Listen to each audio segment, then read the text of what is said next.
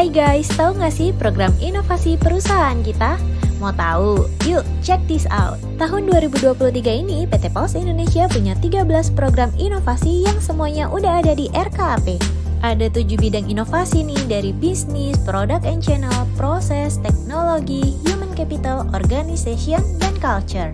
Yuk kita mulai dari program inovasi portofolio bisnis kurir. Yang pertama ada korporat domestik, yaitu penguatan bisnis korporat melalui rekrutmen 1000 account manager, peningkatan kapabilitas dan layanan, melalui customer retention, acquisition, penetration, project, bidding, collection, dan efisiensi OPEX. Dengan objektif diantaranya retention rate, CSI kurir korporat, jumlah account manager, pendapatan kurir, dan digital customer experience. Kedua, profitable X KCP LPU berupa akuisisi UMKM dan redistribusi melalui sosialisasi pembentukan organisasi kerjasama dan KCP LPU ke wilayah 3T dengan objektif diantaranya melaksanakan program sosialisasi, meraih pendapatan, target jumlah UMKM, dan KCP LPU baru di wilayah 3T. Lanjut ke program inovasi portofolio bisnis jasa keuangan. Yang pertama penyaluran dana dan lainnya berupa akuisisi penyaluran bantuan masyarakat melalui sistem dan jaringan Pos Indonesia dengan program perluasan kerjasama, peningkatan pendapatan, dan pemenuhan ekspektasi pelanggan dengan objektif diantaranya